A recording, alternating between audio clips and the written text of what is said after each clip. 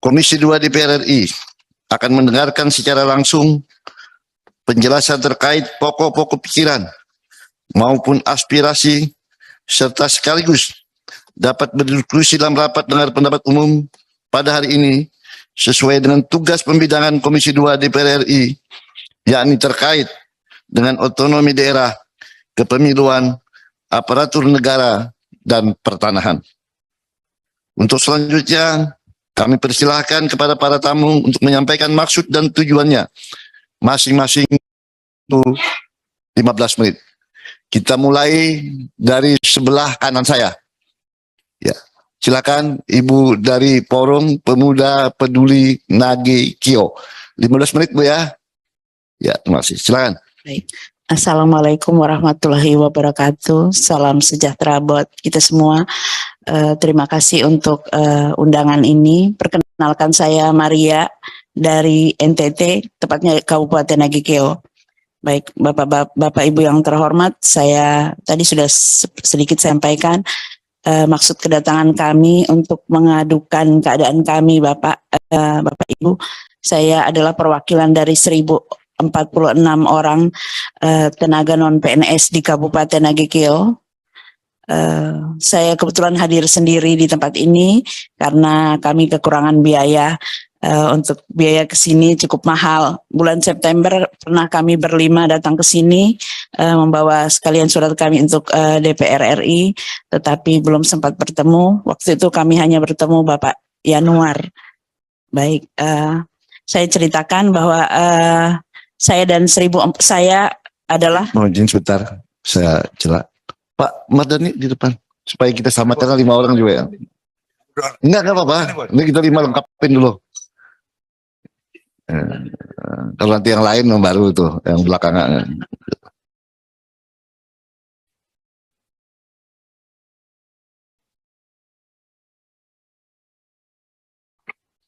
Baik, saya lanjutkan. Saya dan 1046 teman saya, kami bekerja di Pemda Nagekeo sebagai tenaga teknis sejak tahun 2008. Jadi waktu itu kami bekerja secara sukarela karena Kabupaten Nagekeo waktu terbentuk tahun 2007 belum memiliki ASN yang cukup. Waktu itu kami direkrut oleh Bupati untuk membantu memperlancar tugas-tugas pemerintahan, tetapi kami tidak dibayar. Selama 1,5 tahun kami bekerja secara sukarela. Kemudian tahun 2019 baru kami diseleksi dan ada SK Bupati. Selanjutnya kami bekerja hingga tahun 2018. Nah, pada tahun 2018 Bapak ada pergantian Bupati. Beliau dilantik tanggal 23 Desember 2018. Berikutnya tanggal 3 Januari 2019 Pak Bupati mengeluarkan surat perihalnya, saya perlu tekankan perihalnya rekrutmen THL, tenaga harian lepas. Tetapi isinya menyatakan bahwa kami para THL tidak bekerja untuk sementara waktu sambil memasukkan lamaran untuk direkrut kembali paling lambat 10 Januari 2019. Saya dan teman-teman saya memasukkan lamaran sebelum tanggal 10 Januari, tetapi sampai saat ini tidak pernah ada kejelasan. Jadi kami sebelumnya diangkat sebagai tenaga harian lepas melalui SK Bupati. Dan sampai detik ini tidak pernah ada SK pemberhentian kami. Kami waktu itu sudah tahu bahwa ada PP 49 tahun 2018, pasal 99 ayat 1-nya menjelaskan bahwa untuk para tenaga non PNS yang sementara bekerja untuk tidak diberhentikan selama 5 tahun. Sementara pasal 96-nya menyatakan bahwa untuk Pemda tidak boleh merekrut tenaga non PNS baru. Karena kami yakin bahwa pemerintah pusat tentu punya skenario untuk memperbaiki nasib kami, misalnya melalui P3K, makanya kami berjuang. Kami sejak 2019, dari bulan Februari sampai bulan Juli, kami melakukan pendekatan kepada Bupati, kepada DPR, kami bersurat ke sini juga, ke DPR RI, kepada Presiden, kepada Mendagri dan Menpan RB, tetapi tidak ada hasilnya. Selanjutnya karena sektor Kabupaten Nagekeo ini kabupaten baru ya Bapak, sektor jasanya belum berkembang. Jadi kami kesulitan mencari pekerjaan. Banyak dari kami terpaksa merantau sehingga menyebabkan banyak keluarga yang berpisah, suami dan istri, dan anak-anak, dampak ekonominya pada sekolah anak-anak kami. Akhirnya kami tetap berjuang ya Bapak untuk bertahan hidup. Gitu. Pada tanggal 22 Juli 2022, Menpan RB mengeluarkan surat edaran untuk para PPK mendata tenaga non-ASN di setiap wilayahnya masing-masing. Batas akhir pendataan 30 September 2022. Tetapi kami melakukan pendekatan kepada Bupati dan kepada DPR, tidak ada hasilnya Bapak. Tanggal 25 Agustus Pak Bupati mengeluarkan surat penjelasan teknis yang menyatakan bahwa di Kabupaten Nagekeo tidak ada tenaga non-PNS. Hal itu kami pandang mencederai rasa keadilan ya Bapak, karena kami secara faktual ada, kami berkarya dan mengabdi bahkan sejak belum mendapat honor. Karena itu kami tanggal 5 September tahun 2022 kami 5 orang berangkat ke Jakarta. Saya dan 4 orang teman saya. Sebagai informasi, biaya perjalanan kami cukup besar ya Bapak, karena itulah hari ini saya sendiri yang ada di sini. Waktu itu teman-teman saya 1046 ini mengumpulkan rezeki mereka sedikit demi sedikit agar kami bisa ke sini. Biaya kami pulang pergi itu sekitar 40 juta Bapak. Ya. Waktu itu kami berhasil bertemu, seperti tadi saya jelaskan, bertemu Bapak Yanuar, terus kami bertemu Ketua DPD, selanjutnya kami bertemu Direktur dari Kemendagri, dan bertemu Menpan RB. Waktu itu tanggal 8 September. Sesudah itu kami pulang dan Menpan RB mengeluarkan surat kepada Bupati tanggal 20 September untuk memberikan kesempatan kepada kami 1046 XTHL untuk didata sebagai calon peserta P3K. Suratnya tanggal 20 September, penutupan pendataannya 30 September. Kami menunggu, tetapi hasil akhirnya kami tetap tidak didata, sehingga pada tanggal 5 Oktober BKN merilis 32 instansi yang tidak melakukan pendataan termasuk Kabupaten Nagekeo. Kami sejujurnya sangat kecewa ya Bapak, karena kami mengabdi sekian lama, kami tidak bekerja selama 4 tahun, bukan karena keinginan kami, tetapi karena Pemda tidak menerapkan amanat PP 49 tahun 2018, terutama pasal 99 ayat 1. Jadi kami meskipun pendataan sudah tutup, saya tetap datang mewakili teman-teman saya. Saya berharap ada jalan buat kami, karena ini tidak adil ya Bapak. Karena sesudah kami tidak dipekerjakan kembali, Bupati merekrut ratusan tenaga baru dengan skema pembayaran barang dan jasa. Nah, kalau untuk tenaga non-PNS yang dibayar melalui barang dan jasa itu tidak diperkenankan untuk didata menurut SE Menpan RB. Jadi kami berharap meskipun ada waktu pendataan sudah lewat, kami berharap masih ada kesempatan untuk kami. 1046 ini adalah anak-anak Indonesia. 1 menit lagi Bu ya. Siap. Yang harusnya mendapatkan perlakuan yang sama dengan teman-teman saya pegawai non-PNS di daerah lainnya. Baik, terima kasih. Ibu ada catatannya, ada narasinya. Nah, nanti disampaikan, nanti kita berbincangkan nanti kita dengan mitra kerja kita. Silakan. Yang kedua kita urut dari Forum Pendidik Tenaga Honorer dan Swasta Indonesia. Dipersilakan. Baik, terima kasih. Bismillahirrahmanirrahim. Assalamualaikum warahmatullahi wabarakatuh. Izin pimpinan, perkenalkan, nama saya Hamdi Jainal, Ketua Umum Forum Pendidik Tenaga Honorer dan Swasta Indonesia. Kebetulan saya di sini bersama sekjen saya Ibu Nita dan beberapa perwakilan DPP dan salah satu anggota kami yang ada persoalan di Solok Selatan. Beberapa diskusi ini kami sering lakukan, pernah dengan Ustadz Teddy saat itu, dengan Ustadz Mardani saya beberapa kali WA, Ustadz, sampai saat ini belum terjadi audensinya. permasalahan serta masukan perihal tenaga honorer kategori dan tenaga honorer non-kategori di negara kesatuan Republik Indonesia ini. Tidak adanya job security, kepastian kerja di kami tenaga honorer karena kontrak kerja yang berkepanjangan. Tidak adanya income security, pendapatan. Beberapa daerah masih jauh di kata layak, masih banyak di bawah UMP, UMK. Apalagi jaminan sosial.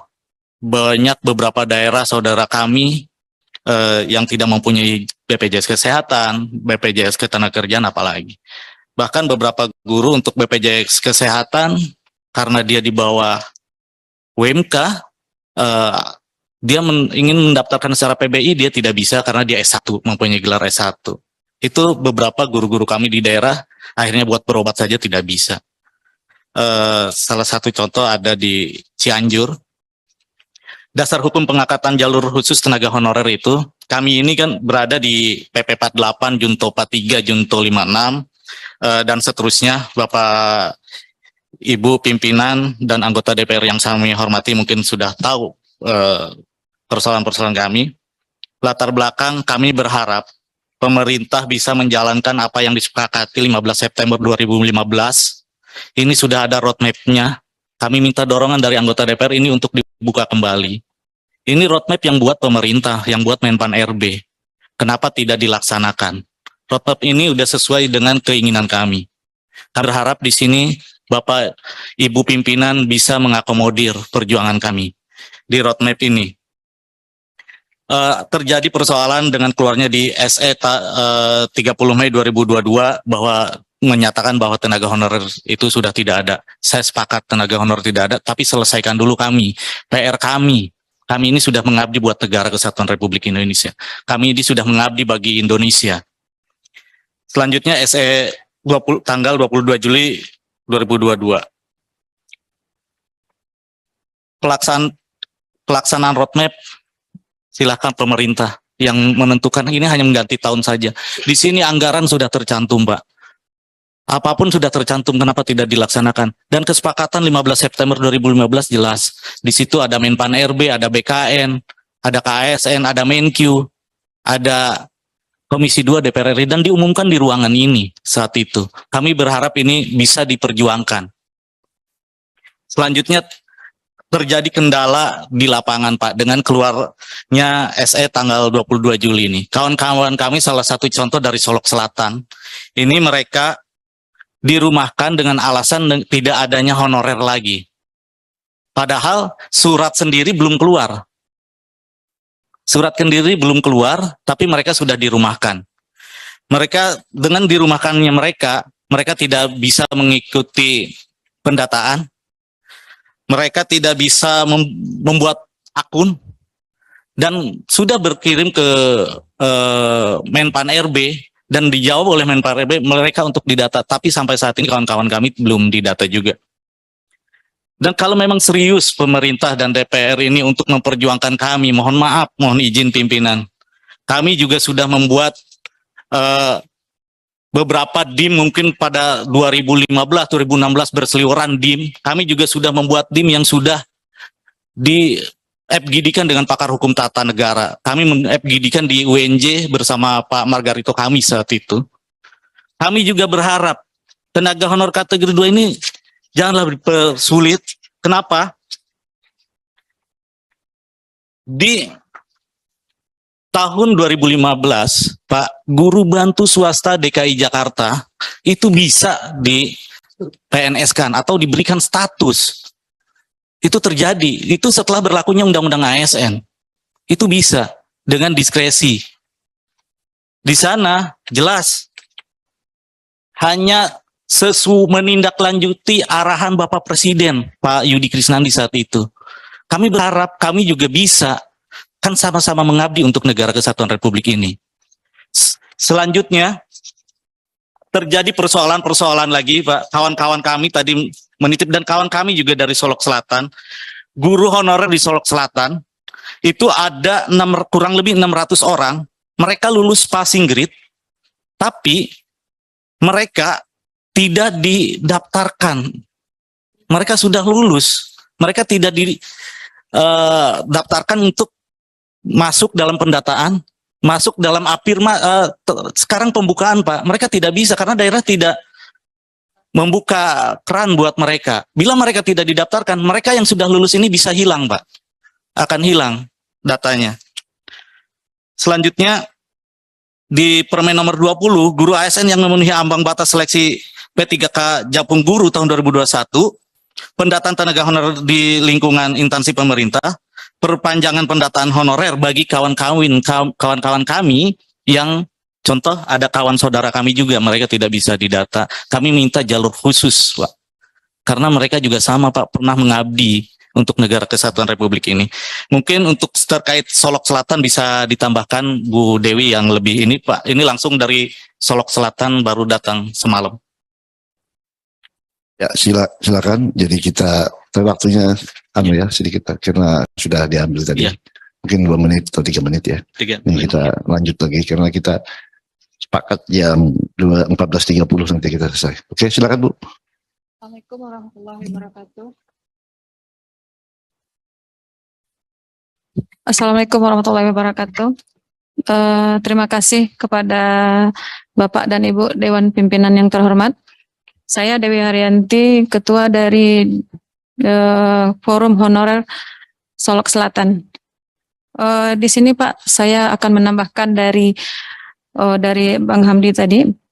Kami di sini kategori 2 dari Forum Honorer Solok Selatan itu ada berjumlah 1.559 Pak. Dari 1.559 ini itu ada 4 forum Pak, 4 kriteria Pak. Yang dimana ada kategori 2 sebanyak 147 yang datanya sampai saat ini masih aktif di BKN, sudah kami cek di BKN Pak minggu yang lalu. Dan non kategori 2 itu sebanyak 552 yang itu di dalamnya ada nakes dan tenaga teknis. Dan satu lagi itu ada lagi bagian guru passing grade itu berjumlah 244 dan non passing grade tambah yang ada terdata di Dapodik itu lebih kurang 600. Di sini Pak, yang kami harapkan karena kami di Honorer Solok Selatan itu berjumlah 719 orang itu kami dirumahkan Pak. Dirumahkan kami tanpa surat dan tanpa pesangon dan tanpa pemberitahuan kapan status kami ini dirumahkan. Bahasa kerennya dirumahkan gitu Pak, tapi di PHK secara tidak hormatnya gitu. Kami sudah melakukan mediasi dengan Bupati, dengan Dewan DPRD, dan juga bahkan kami DPRD Provinsi dan juga ke Pak Gubernur. Tapi belum sampai saat ini kami belum ada belum ada tindak lanjut dari nasib kami yang honorer yang dirumahkan ini Pak. Bahkan kami sudah sampai ke Menpan RB dan kami diterima oleh Pak Alek, sampai ke BKN, dan juga kami sudah sampai ke staf ahli Presiden itu Pak Linis Kogoya. Sampai saat ini kami belum ada jalan dan kejelasan status kami. Kami dirumahkan dengan alasan tidak adanya dana dan memberlakukan surat Menpan RB per tanggal 31 Juli 2022 yang tidak boleh adanya pegawai honorer. Tapi itu belum berlaku Pak. Berlakunya itu dalam surat itu kan November 2023. Gitu. Tapi di sini dari pihak Pemda Solok Selatan dengan dirumahkan kami, tetapi mereka merekrut tenaga baru sebanyak lebih kurang 630. Sementara kami yang dirumahkan ini Pak, dari 2005 kami tidak punya gaji Pak. Kami hanya di sukarela sampai tahun 2013. Setelah seleksi 2013 itu seleksi kategori 2 itu baru kami digaji Pak. Dengan gaji yang menurutnya tidak sesuai dengan UMR. Tapi kami sebagai anak negeri dari bangsa Indonesia dan putra-putra daerah Solok Selatan, kami tetap mengabdi karena Solok Selatan itu merupakan kabupaten pemekaran ya Pak dari Kabupaten Solok. Jadi di situ kami mengabdi dan sekarang kami diterlantarkan dan kami tidak menerima hak kami. Dan saya sebagai perwakilan dari Ketua Honorer Sulawesi Selatan, saya memohon dan meminta kepada pimpinan yang terhormat dari Komisi 2 dan Bapak Ibu, saya minta sama seperti Ibu Keke tadi juga, mungkin nasib kami sama ya Pak. Cuman beliau lebih dahulu daripada kami 2021. Kami terakhir itu mengabdi di 21 September 2021 Pak.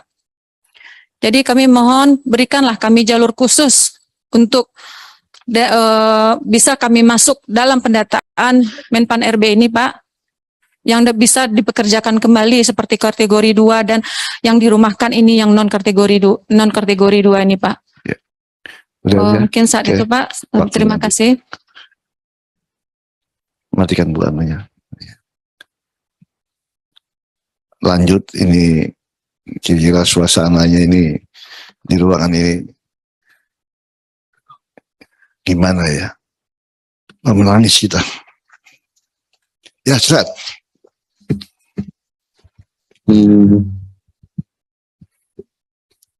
Assalamualaikum warahmatullahi wabarakatuh. Terima kasih kami sampaikan kepada pimpinan Komisi 2 dan juga semua dari anggota Komisi 2 yang saya yakin selalu mendukung kami dan bisa memberikan jalan untuk kami mendapatkan keadilan di negeri kita tercinta ini. Saya perkenalkan, saya Muhammad Saiful Anam sebagai Ketua Tendik Nasional PT KNI, dan kemudian kami datang dengan beberapa anggota dari DPP dan juga teman-teman kami dari beberapa perwakilan dari daerah.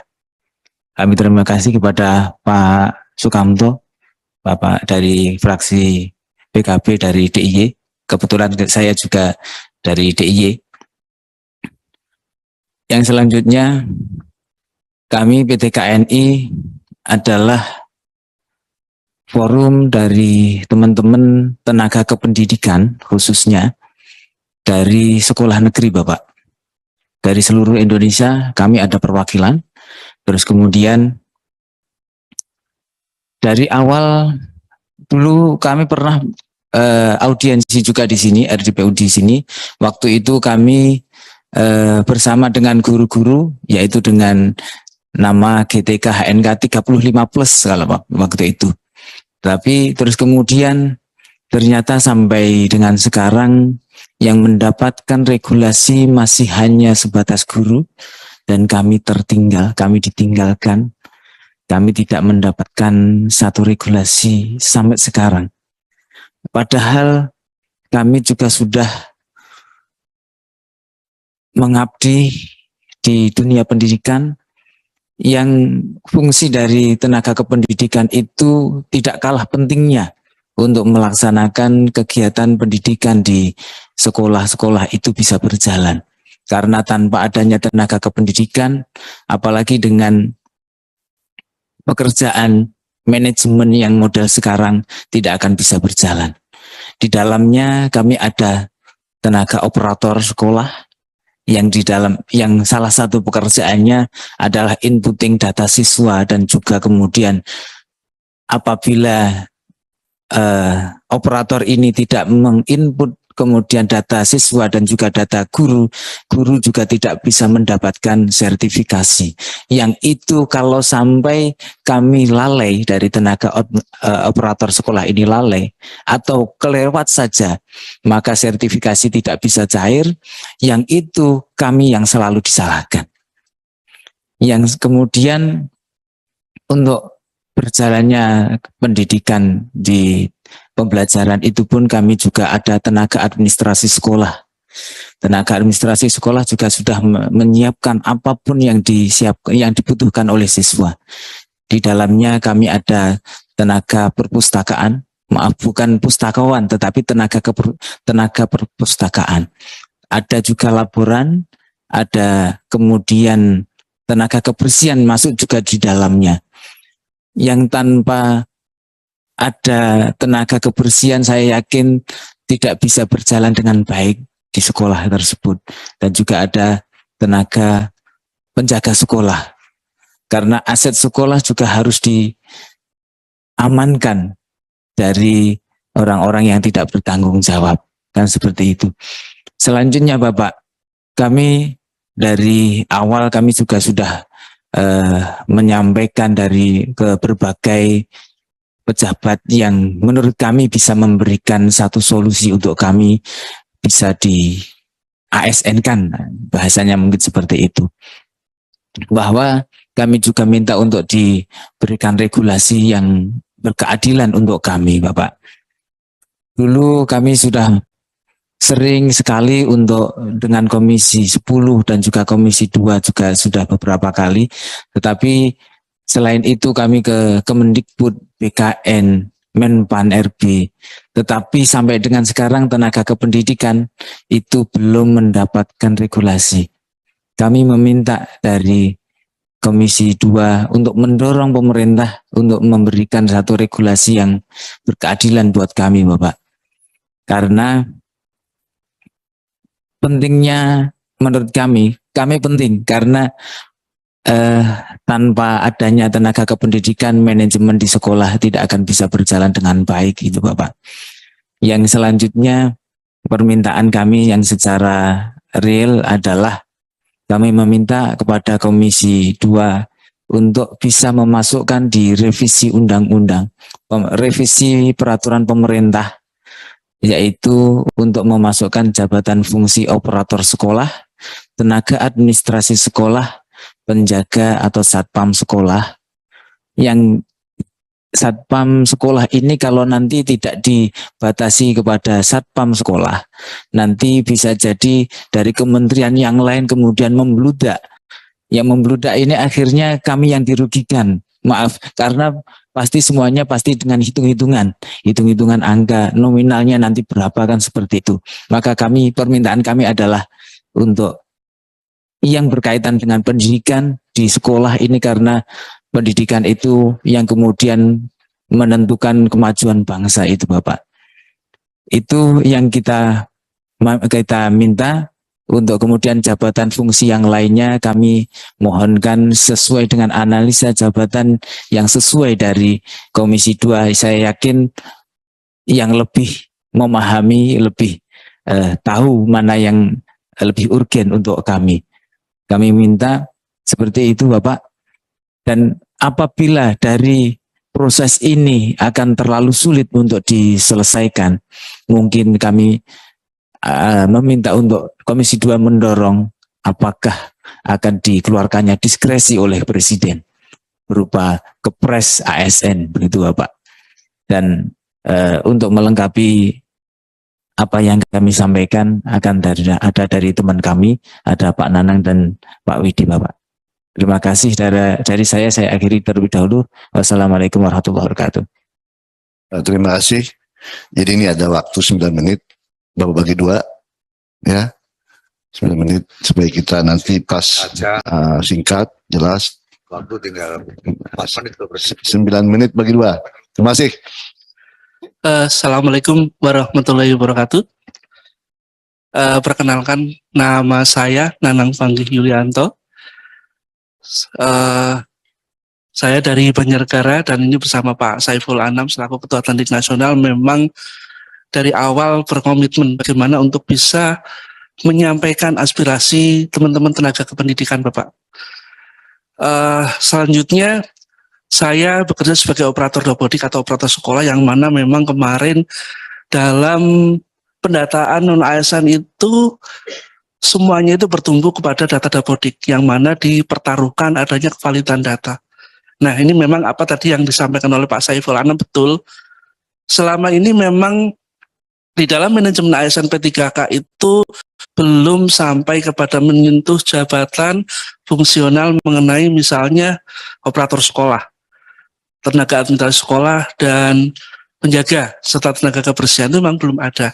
Jadi kalau sekiranya memang di dalam pemetaan kemarin, dalam pendataan kemarin di pendataan ASN kemarin, kalau dari BKN itu memetakan jabatan apa yang sesuai dengan aturannya mereka dari Menpan RB nomor 1511 tersebut kemudian dipetakan, maka ya istilahnya kami meminta jabatan yang tadi disebutkan oleh Pak Saiful Anam itu bisa masuk dalam revisi manajemen ASN P3K.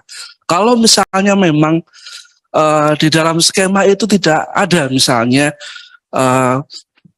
alangkah mungkin ya baiknya kalau kami minta itu kalau tenaga administrasi itu nggak bisa Pak, atau operator sekolah atau operator murid nggak bisa, itu mungkin ada bagian jabatan fungsional yang disebutkan yang ada di situ, tapi mungkin bisa dibuatkan kepres misalnya seperti itu, karena itu memang mungkin kalau betul-betul nggak bisa, memang tadi disebutkan oleh Pak Saiful bagaimana bisa dibuatkan kepres PNS melalui presiden seperti itu Pak.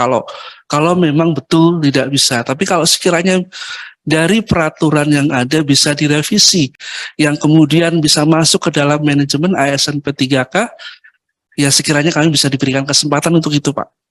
Ya, itu dari saya. Cukup sekian. Assalamualaikum warahmatullahi wabarakatuh. Terima kasih. Nih 7 menit nih, masih ada waktu 7 menit. Nih. Banyak. Silakan. Kalau dipakai semua silakan. Kalau nggak dipakai juga. Assalamualaikum warahmatullahi wabarakatuh. Terima kasih Bapak Pimpinan dan juga jajarannya, terkhusus kepada Pak Sukamto. Terima kasih Pak atas fasilitas yang sudah dikasih kepada kami tadi dari Jawa. Ya, kami bisa bertempat. Ibaratnya kami bisa transit di sana lah. Dengan segala keterbatasan kami bisa nyampe di Jakarta, alhamdulillah dengan adanya regulasi formasi yang sudah bergulir saat ini, pendataan non ASN sudah berjalan, serta regulasi-regulasi yang lain sudah bermunculan. Sekarang sudah tidak pendataan non ASN lagi yang booming, tapi adalah P1, 2, dan 3 untuk guru.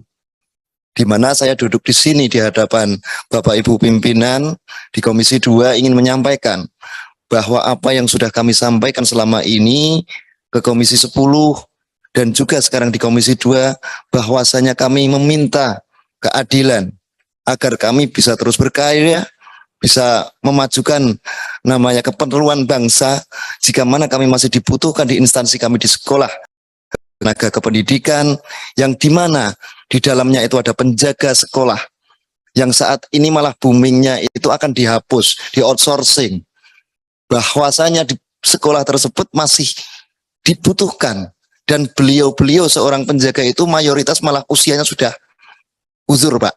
Seandainya diangkat sekarang pun mungkin sisa 3 atau 2 tahun. Itu ada. Ini koreksi, kami mohon dukungan, dorongan dari Komisi 2 khususnya untuk penjaga tenaga administrasi sekolah. Kami melayani apa yang menjadi kebutuhan guru, siswa, dan juga bahkan kadang perhimpunan MKKS, kepala sekolah itu sering meminta bantuan, kontribusi ataupun sinergitas dari tenaga administrasi sekolah. Melalui apa? Melalui dengan gerakan Merdeka Belajar tersebut. Tapi nyatanya pembelajaran dan juga eksistensi kami yang bekerja di sekolah itu belum merdeka Bapak. Belum, sangat sekali jauh dari merdeka. Kami bukan tidak bersyukur, kami sangat bersyukur sekali sudah bisa berkontribusi memajukan bangsa ini melalui bidang pendidikan. Sangat tidak elok jika kami turun ke jalan mungkin Bapak. Tapi kesabaran itu kadang ada batasnya, dan kami duduk sini juga mewakili. Di belakang sana, di luar sana masih banyak anggota-anggota tendik yang belum diangkat.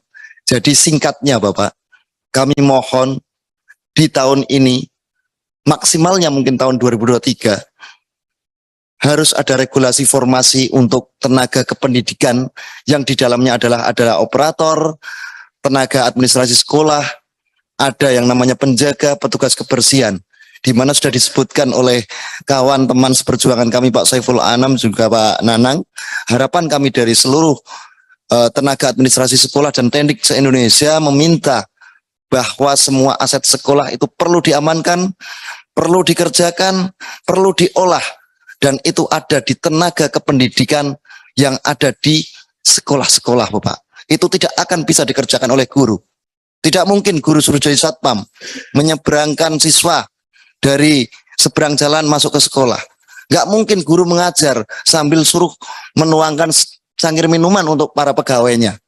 Tidak mungkin disuruh mengerjakan tenaga administrasi yang harusnya bekerja melayani guru, dikerjakan oleh guru itu sendiri. Bahkan seperti yang sudah disampaikan Pak Saiful Anam tadi, sertifikasi yang diterima Bapak Ibu guru pun itu hasil daripada olahan dari tenaga kependidikan, khususnya operator. Jadi ini tidak dipungkiri, ini memang saling bersinergi, saling dibutuhkan. Namun saat sekarang ini kami belum mendapatkan itu. Ketika disuruh login, disuruh buat akun di SSC ASN, tapi ternyata kita masih belum ada akses untuk memilih formasi apa yang pas untuk kami. Jadi mohon, memang Bapak Pimpinan tadi sudah menyampaikan, tidak mengambil keputusan, tapi kami mohon untuk bisa mengawal sampai ini memang benar-benar harus bisa terrealisasi. Mohon Bapak, agar supaya teknik tenaga kependidikan yang di dalamnya tadi saya sebutkan tersebut, penjaga, operator, tenaga administrasi sekolah, petugas kebersihan dan satpam, harus segera diberikan formasi, mohon pengawalannya, dan kami tunggu di tempat kerja kami. Mudah-mudahan kami bisa selalu eksis bekerja, dan mudah-mudahan apa yang menjadi jerih payah kami menjadi barokah untuk semuanya. Terus sementara gitu Bapak, yang bisa saya sampaikan, saya akhiri, wawahul maufiq ila waqamin thoriq. Wassalamualaikum warahmatullahi wabarakatuh. Ya, terima kasih. Jadi luar biasa hari ini 3 kelompok, 3 komunitas memberikan sudut pandang kepada kita semua, kepada bangsa. Karena didengarkan live ini, bukan kami anggota DPR saja yang dengar ini, seluruh warga Indonesia mendengarkan. Jadi sudut pandang ini kita pahami sebagai bagian daripada persoalan bangsa kita. Dan ini memang harus diselesaikan. Memang tidak bisa cepat, tidak bisa, tapi harus terukur. Terukur, terarah, dan tersistem. Nah, oleh karena itu, terima kasih kami kepada Bapak Ibu semua yang telah memberikan informasi yang seluas-luasnya kepada kami. Dan mudah-mudahan ini berlanjut, beberapa persoalan yang harus kita per item tadi yang disampaikan, ini bisa kita selesaikan.